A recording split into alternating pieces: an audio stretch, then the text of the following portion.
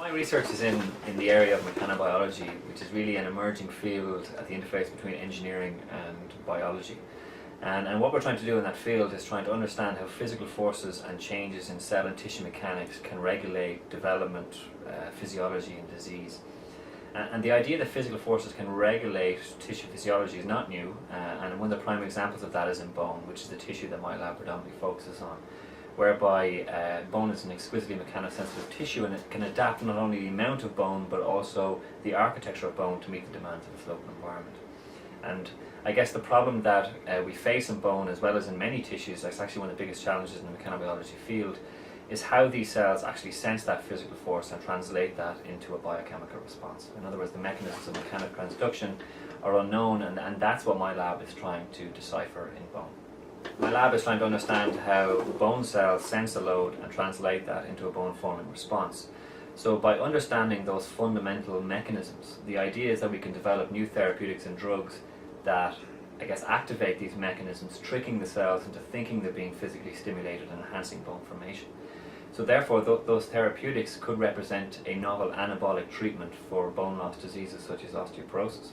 But also by incorporating those therapeutics into biomaterials we're currently developing, we can develop a bioactive material that can be transplanted into localized regions where you have bone defects and help regeneration in that region as well. So basically anybody suffering from a bone defect or disease could benefit from my research, and if we take osteoporosis for example, just in the US, Europe and Japan alone, that's about 75 million people.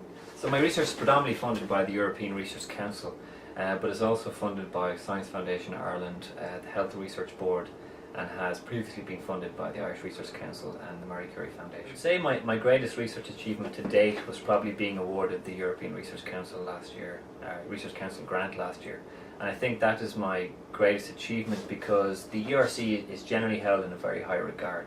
So by being awarded that grant, I felt it was an endorsement of my research to date, but also of my ideas. And as a relatively junior investigator, the ERC, through its financial contribution, will enable me to build the necessary facilities here in UL, but I think importantly also build a multidisciplinary research team around me that will enable the implementation of my ideas that will hopefully result in a significant contribution to my field and may go on in the long term to develop these new therapeutics for osteoporosis. I think my best paper was published about 2 years ago in the journal Stem Cells, which is one of the biggest stem cell journals in the world. And the reason I think that was my best paper was because it was the first paper to show that human mesenchymal stem cells utilize the primary cilium in mechanotransduction. And the primary cilium are these antenna-like appendages on the surface of cells. And basically what we showed was that stem cells utilize this antenna to sense a physical force and translate that into a bone-forming response. So basically that highlighted the cilium as a potential therapeutic target. But really we only scratched the surface with that paper. We really need to understand the molecular mechanisms by which the cilium is doing this before we can use it to develop a therapeutic. So basically I think that paper was the best because it set the foundations for the research in my lab for the next 5 to 10 years and was the foundation on which my ERC grant was built. So as I mentioned, my research is it's really only starting in terms of understanding the role of the cilium in bone mechanobiology. So without a doubt that's going to be the main focus of my lab over the next 5 to 10 years.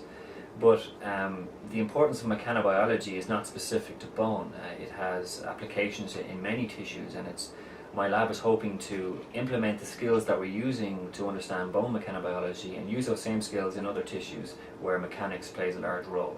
A prime example of that is in the cardiovascular system, where blood flow-induced shear stress is an important regulator of vessel physiology. So that's another kind of area we're looking at, but another area that we're becoming quite interested in is actually in cancer.